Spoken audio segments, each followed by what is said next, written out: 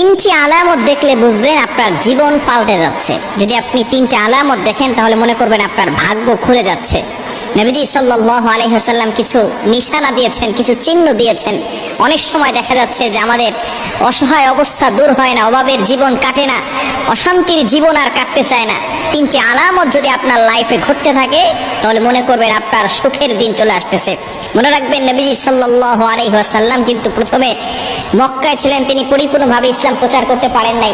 মদিনায় গিয়ে কিন্তু তখন তিনি সুখে এবং সেখানে তিনি শান্তির সাথে মানুষের কাছে ইসলাম প্রচার করতে পেরেছেন। সেখানে তিনি ইসলামের বিজয় ঘটিয়েছেন। আল্লাহ পাক রব্বুল আলামিন পবিত্র কোরআনুল কারীমের ভিতরে নিজেই বলে দিয়েছেন, 30 নম্বর পারা 17 নম্বর পৃষ্ঠা সূরা আলাম নাশরাহের ভিতরে আল্লাহ তাআলা বলে দিয়েছেন, ইন্না মাল উসরি ইউসরা, there is happiness after suffering. কষ্টের পরে সুখ রয়েছে, কষ্টের পরে স্বস্তি রয়েছে। সুতরাং তিনটি আলামত যদি আপনার ভিতরে দেখেন, নাম্বার 1, 1 নাম্বার হচ্ছে যদি আপনি দেখেন ফজরের নামাজের পূর্বে আপনার ঘুম ভেঙে যাচ্ছে। কিছু মানুষ রয়েছে ফজরের আজানের আগেই তাদের ঘুম ভেঙে যায়। যদি আপনিও দেখেন যে আপনার লাইফে ফজরের নামাজের আগেই আপনার ঘুম ভেঙে যাচ্ছে, মনে করবেন আল্লাহ তাআলা আপনাকে আপনার লাইফের ভিতরে সুখ শান্তির ব্যবস্থা, বরকত আপনার লাইফের ভিতরে ঢেলে রেখেছেন। ফজরের নামাজের পূর্বে ঘুম ভেঙে যাওয়া মানে আল্লাহ তাআলা আপনাকে, এই মুয়াজ্জিন 5 বেলা আজান দেয়, একটা সময় আছে আল্লাহ তাআলা নিজে বান্দাদেরকে ডাকতে থাকেন এবং বলতে থাকেন, আলা আমি মুস্তাগফিরিন ফাস্তাগফিরালা। বানিয়ে বলছি না, বুখারী শরীফের হাদিস রয়েছে, সহিহ বুখারীর ভিতরে রয়েছে। নবীজি সাল্লাল্লাহু আলাইহি ওয়াসাল্লাম জানিয়ে দিয়েছেন, যখন রাতের শেষ অংশ আসে আল্লাহ তাআলা প্রথম আসমানে এসে বান্দাদেরকে ডাকতে থাকেন। আল্লাহ তাআলা বান্দাদেরকে ডাকতে থাকেন আর বলতে থাকেন, কার কি লাগবে আমি আল্লাহর কাছে চাও। বান্দা অভাবে আছো, আমি আল্লাহর কাছে বলো, অভাব দূর করে দিব। বান্দা টেনশনে আছো, ডিপ্রেশনে আছো, সকল বিপদ আপদ থেকে আমি আল্লাহ তোমাকে হেফাজত করব। আল্লাহ পাক রব্বুল আলামিন বান্দাদেরকে ডাকতে থাকেন তাহাজ্জুদের একেবারে শেষ অংশে।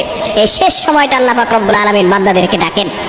সুতরাং আপনার এই ফজরের নামাজের আগে যদি ঘুম ভেঙে যায়, মনে করবেন আল্লাহ পাক রব্বুল আলামিন আপনার জন্য সামনে ভালো কিছু রাখছেন। নাম্বার 2, দ্বিতীয় নাম্বার হচ্ছে হঠাৎ করে কিছু মানুষ আছে দেখবেন নামাজ পড়ে না, রোজা রাখে না, খারাপ কাজ করতেছে। হঠাৎ করে যদি কারো ভিতরে ইবাদতের টান এসে যায়, ইবাদত করতে যদি কারো ভিতরে মজা লেগে যায়, যদি আপনার ভিতরে এরকম আসে, হঠাৎ করে ইবাদতের ভিতরে আপনার টান চলে আসছে, ভালোবাসা তৈরি হচ্ছে, মনে করবেন আল্লাহ পাক রব্বুল আলামিন আপনার জীবনটাকে পরিবর্তন করে দিচ্ছেন, আপনার লাইফটাকে চেঞ্জ করে দিচ্ছেন। আল্লাহ তাআলা আপনার ঘরের ভিতরে সুখ শান্তির ব্যবস্থা করার প্ল্যান করছেন এবং আল্লাহ তাআলা আপনাকে এমন শান্তিময় একটা জীবন দান করবেন যেটা দেখে আপনি অবাক হয়ে যাবেন। মনে রাখবেন, আল্লাহ তাআলা যদি কাউকে দেন, দুনিয়ার কোনো মানুষ তাকে ক্ষতি করতে পারে না। যদি আল্লাহ পাক রব্বুল আলামিন কাউকে ভালো ব্যবস্থা করেন, দুনিয়ার কোনো মানুষ তাকে খারাপের দিকে নিতে পারে না। এজন্য অবশ্যই যদি আপনি দেখেন আপনার লাইফে ভালোবাসা ইবাদতের ক্ষেত্রে বেড়ে যাচ্ছে, তাহলে এই ক্ষেত্রে বুঝবেন আল্লাহ পাক রব্বুল আলামিন আপনার জন্য ভালো কিছু রেখেছেন, কল্যাণকর জিনিস রেখেছেন। নাম্বার 3, তৃতীয় নাম্বার হচ্ছে যদি কারো ভিতরে ধৈর্যের ক্ষমতা বেশি হয়ে থাকে। একটা সময় আছে মানুষ শুধু মানুষের সাথে খারাপ ব্যবহার করে, বিশেষ করে স্ত্রীদের সাথে খারাপ ব্যবহার করে, মানুষের সাথে সুন্দর করে কথা বলে না, কিন্তু হঠাৎ করে দেখলেন আপনার ভিতরে ধৈর্য চলে আসছে। মনে রাখবেন, প্রত্যেকটা নবীকেই কিন্তু আল্লাহ তাআলা ধৈর্যের পরীক্ষা করেছেন। ইব্রাহিম আলাইহিস সালাম থেকে শুরু করে নূহ আলাইহিস সালাম, ইউসুফ আলাইহিস সালাতু ওয়াস সালাম, ঈসা আলাইহিস সালাতু ওয়াস সালাম, এমনকি আমাদের নবী পর্যন্ত ধৈর্যের পরীক্ষা দিয়েছেন। নবীদেরকে আল্লাহ তাআলা বেশি ভালোবাসেন, বেশি পরীক্ষা নিয়েছেন। সুতরাং যখনই আল্লাহ তাআলা আপনার এই ভাগ্যটাকে চেঞ্জ করবেন, আপনার জন্য আল্লাহ তাআলা ভালো ব্যবস্থা করবেন, তার আগেই কিন্তু আল্লাহ তাআলা আপনাকে পরীক্ষা করবেন যে আপনি আদৌ আল্লাহ তাআলাকে ভালোবাসেন কিনা। এই ধৈর্যের ক্ষমতা যখন আপনার বেড়ে যাবে, মনে করবেন আল্লাহ তাআলা আপনার জীবনটাকে পাল্টে দিতে যাচ্ছেন।